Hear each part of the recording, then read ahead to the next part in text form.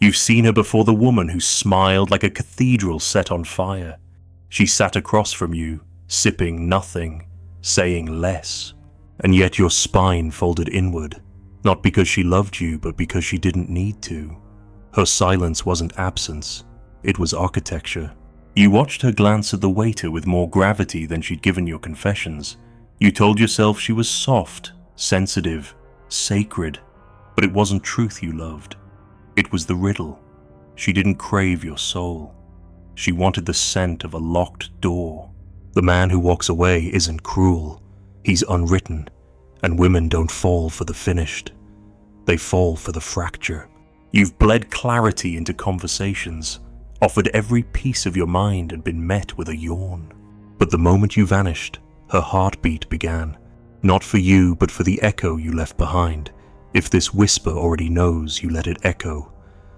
Like the video, leave your shadow in the comments, subscribe, and stay near the silence. What she desires isn't the man, but the unknowability he guards for it is only mystery that cannot be betrayed. You were taught to be transparent, to offer the map of your mind like a loyal servant presenting a scroll, but no woman has ever gasped at a map.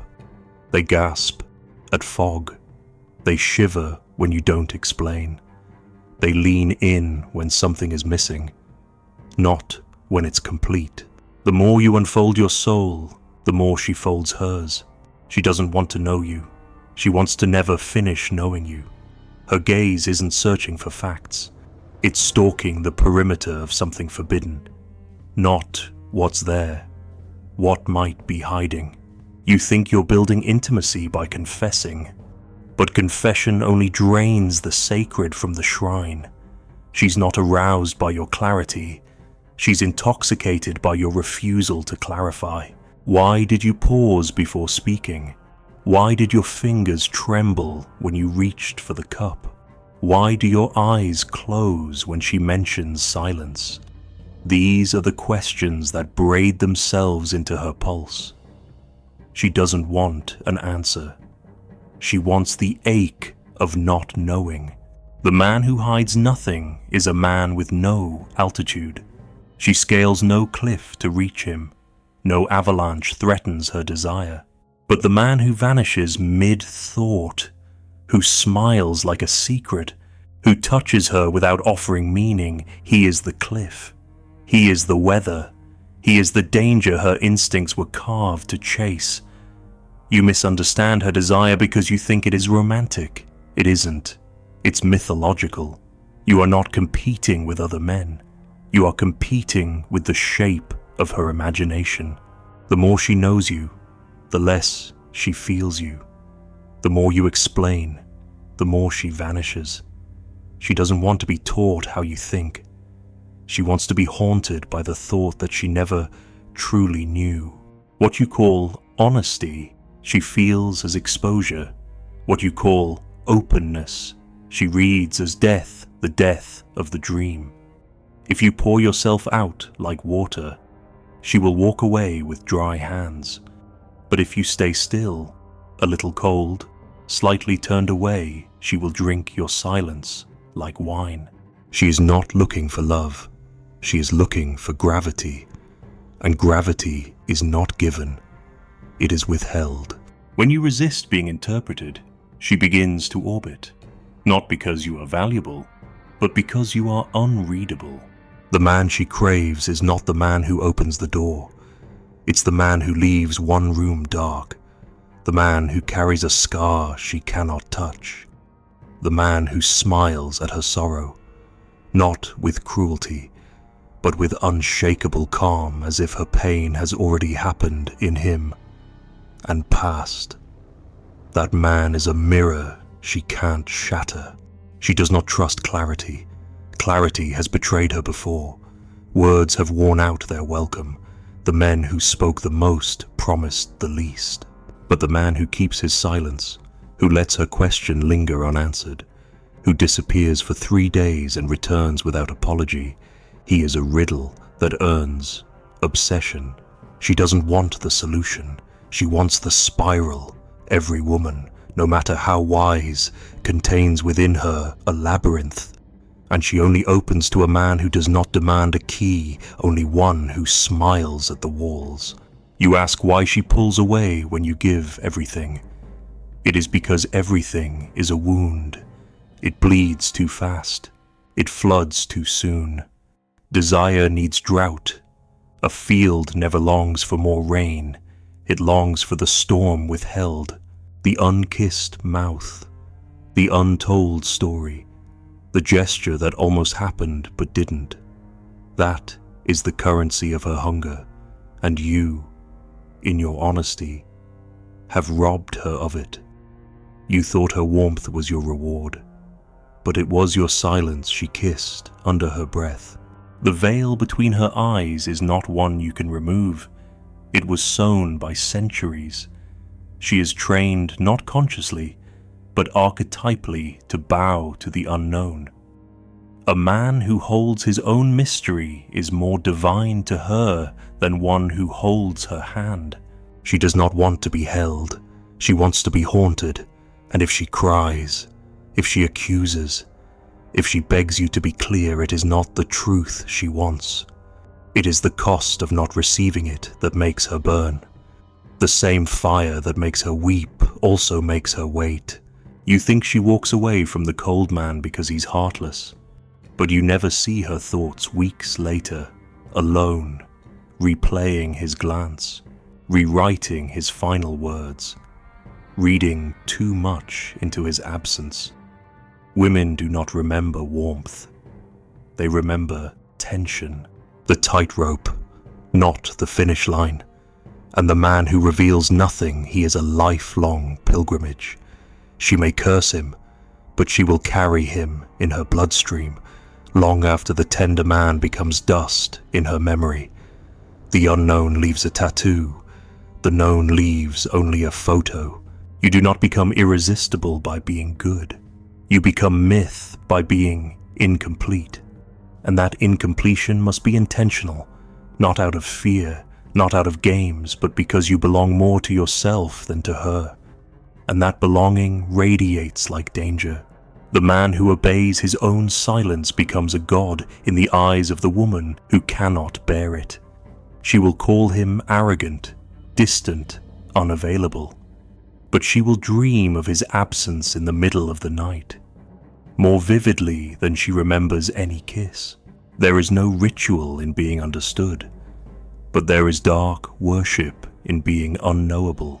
She may deny it, she may demand clarity, but behind her demands is the scream of the feminine longing to be broken open by mystery, not by reason. She is not a lawyer, she is a priestess, and her altar is lit not by facts, but by flickers.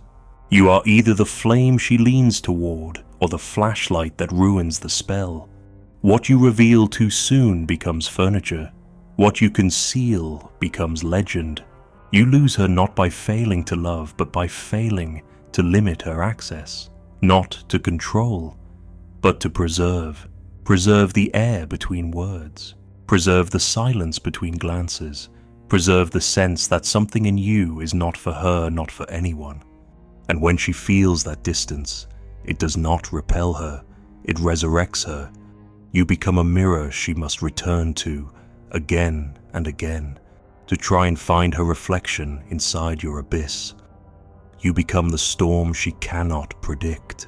There is a veil between her eyes, not because she hides, but because she seeks. She seeks the wound she cannot name. The man who says, "I'll never fully let you in," he is cruel in words but sacred in presence. He touches the part of her that still believes in something bigger than love, something crueler, something beautiful, something not hers. You are not loved when you are explained. You are remembered when you are unfinished. And if her breath catches when you speak less, you'll know. She was never craving you. She was craving the mystery you refused to betray. When a man explains himself, he buries the tension that makes him dangerous, and every revelation is a loss of power. You thought truth would set you free, but truth is a closing door. Every word you offer as explanation is a shovel of dirt tossed on the grave of your power. You speak to make her stay, not knowing that every syllable chisels your own tombstone. Her interest did not live in what you said, it breathed in what you withheld. She didn't need your reasons, she needed your restraint. The more you clarify, the less she feels. Your facts kill the fever.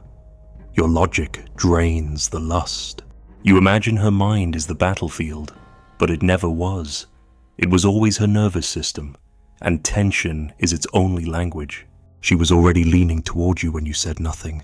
Then you began to explain. You told her how you feel, why you feel it, when it started, where it's going. You broke the sacred with a sentence. You turned ritual into routine.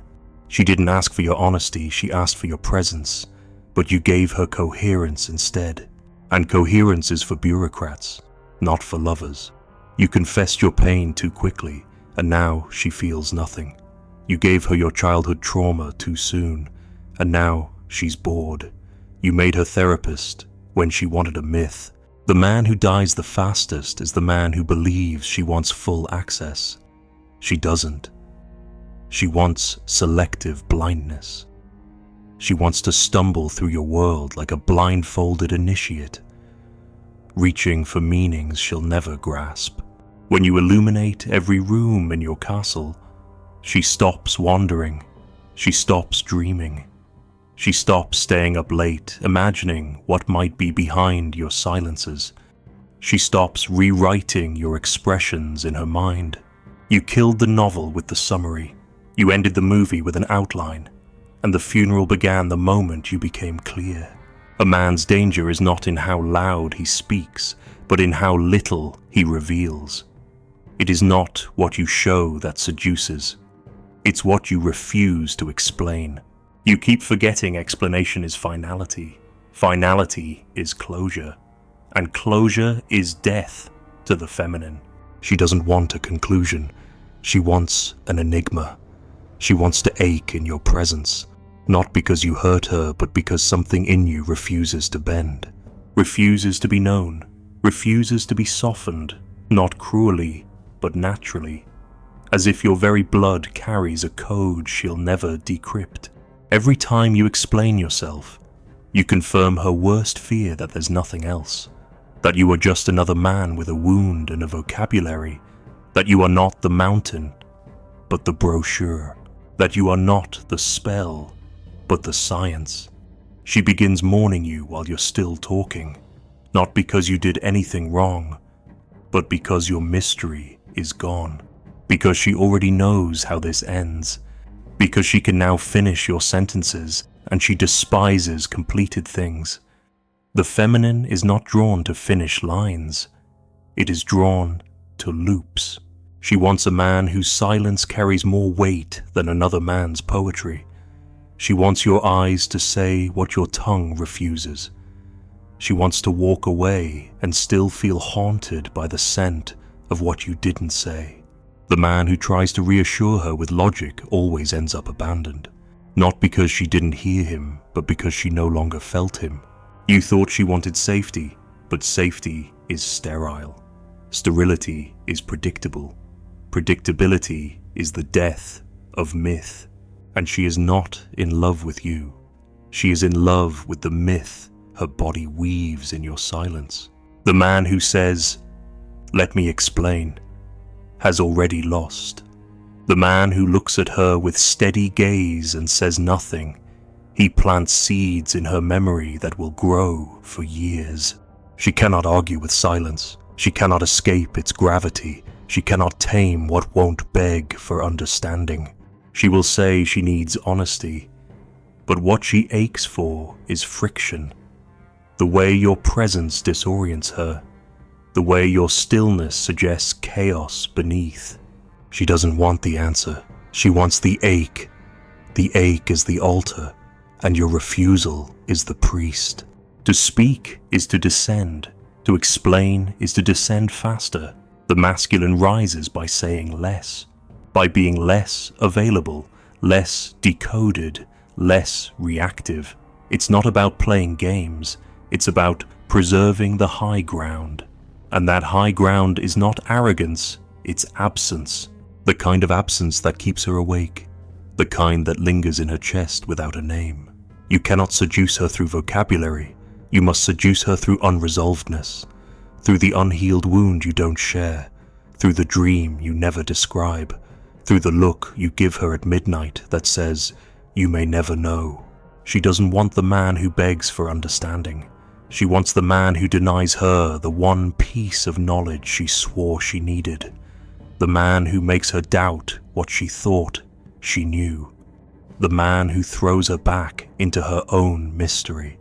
That is the mirror she's truly addicted to, the one that shows her everything she's missing. And when you explain, you rob her of that mirror. You make it about you. She doesn't want you. She wants what you awaken in her. And that only happens when you leave something unsaid. Do you understand now? Her desire lives in the tension you ruin. You cannot hold her by revealing everything. You hold her by withholding just enough. Like a song with one missing note. Like a painting with one black corner. Like a kiss that never quite landed. That is the art of staying unforgettable, to be the sentence that stopped midway. The myth that walked away mid-chapter. Not to hurt her, but to leave her burning. Burning is the only way she remembers. You lost her not when you lied, but when you answered. You broke the spell not by hiding, but by giving her the key. And the key was never meant to be used. It was meant to exist, to remain in your pocket, to sparkle once and vanish. Like all true power, she doesn't want to know your trauma. She wants to know if you can carry it without collapsing. She doesn't want to fix you. She wants to stand near the man who needs no fixing, or at least the man who will never let her try. Your vulnerability is not your edge, it is your erosion. And the man who erodes too quickly becomes part of the landscape. She wants the cliff, not the sand. Every man who tells her everything becomes a friend. Every man who tells her nothing becomes a myth. Which one do you want to be? She will walk away from your truth if it comes too easily, but she will crawl back to your silence if it stays holy. She will beg to be let in and secretly pray you deny her, because that denial confirms your depth, because that denial keeps her dreaming, because that denial keeps her alive. Do not hand her the map, be the forest. Do not light her way, be the fog. Do not offer her peace, be the war that lives in stillness. And if you must speak, let your words be like thorns, sparse, sharp, and unforgettable. She doesn't remember the man who stayed, only the one who left at the peak of her hunger absence. Not affection etches the myth. She never built a shrine for the man who stayed. His name fades, syllables collapsing into the same dust as his promises. His affection was clean, his loyalty precise, his presence uninterrupted, and that's why he disappeared. Not from her life, from her mythology. The man who stayed became a household item, familiar, accessible, dead. But the man who left at the moment she needed him most, the man who walked into the fire of her longing and never came back, he became the prayer on her lips at night. He became the ache that outlived touch. You think leaving is abandonment, but it is sanctification. What she fears most is not losing you. It is consuming you completely and realizing there's nothing left. A woman's memory does not preserve sweetness. It preserves tension. It worships absence. She doesn't replay the man who loved her endlessly. She replays the moment he vanished. She rewatches the door closing over and over, wondering what it meant. She clutches the silence he left behind like relic ash from a holy burning. And in that ash, she finds more divinity than in the arms of the one who never disappeared. To walk away is not cruelty, it is alchemy. She doesn't want the man who clings. She wants the man who unfastens her grip without apology, the one who knows exactly how much of himself to offer, and no more. The one who steps away at the height of intensity, turning desire into obsession. The one who makes her feel the cold after warmth, not because he hates her, but because he refuses to be held. That refusal doesn't repulse her, it haunts her. It becomes a wound she learns to live around, a whisper stitched into every other love. You ask why she keeps texting the one who hurt her and ignoring the one who worships her. It's because worship feels like hunger already fed, but pain, especially precise pain, stays warm in her body. She doesn't revisit memories to smile, she revisits them to ache, and the sharpest ache belongs to the moment he said nothing and left. The man who created that wound becomes the phantom she dances with in every other man's arms, not because he was right, but because he ended before she was ready. That's the secret. Leave before she's ready.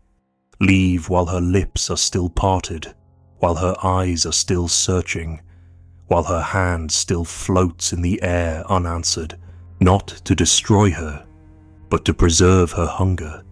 Because when a woman starves at the altar of a man, she never forgets the taste. You became a memory when you became a wound, not a scar. Scars are resolved. You became a shrine, and shrines are built around the unresolved, around the man who left with questions unasked and answers unborn. It is not staying that proves love. It is walking away without explanation that cements legend. She may hate you, she may curse you, but she will relive you. Not the words, the moment, the angle of light through the window, the silence between breaths, the click of your boots on the floor, that one glance you gave that held an entire life. That glance she will never forget, even when you become faceless, because the man is forgotten, but the myth never is. And if she ever begs you to come back, know this, it is not you she's begging for. It is the ritual your absence created. You are not the man. You are the space he left behind, the shape of her grief molded in your image. She wants the ache, not the antidote. If you return too soon, she will throw the shrine into fire.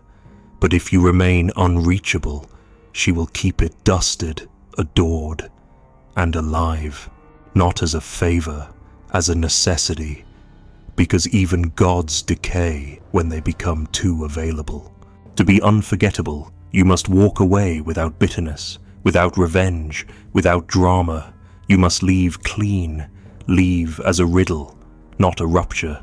Leave while she still believes there's more to discover, not out of cowardice, but out of design. Men who disappear into silence are remembered longer than those who vanish in noise. She doesn't need your exit to make sense. She needs it to stay senseless, so that her mind returns to it like a compass returns to north. The unsolved always orbits. And what of the man who stayed? She remembers him faintly. He was good, he was kind, he was there. But his face blurs with others.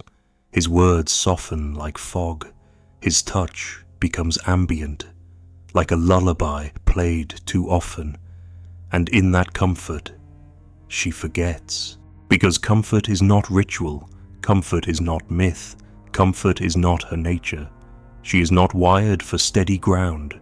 She is wired for thresholds, for unfinished fires, for doors half closed.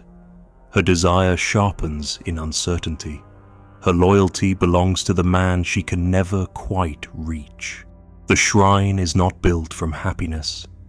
It is built from the perfect interruption, from the kiss that almost happened, from the apology that never came, from the man who turned away at the edge of her collapse, the one who knew what she needed and still didn't give it. That is cruelty. That is grace. That is myth. And it's the myth she'll carry inside her until the last man she loves dies. Don't chase her with closure, don't explain, don't soften the departure, vanish in a way that feels deliberate, like a spell cast, like a vow broken in gold. And she will remember the pain not as betrayal, but as truth. Because deep down, she doesn't want answers. She wants the echo. She wants the chapel of your silence to live in her chest. And when she lights the candle years from now, it won't be for what you said. It'll be for what you refuse to say. To become legend, you must leave before the ending. You must die while her eyes are still full, while her fingers still reach, while her breath still quivers in the space you once filled. You must haunt her, not with malice but with incompletion, because every complete love is forgettable, but every interrupted one becomes sacred. And in that sacred space, you become more than man. You become the symbol, the ache, the unfinished God. She touches the doorframe he once leaned against. She doesn't open it. She just stands there, imagining the weight of his breath on the other side, imagining the word he almost said, and still listening.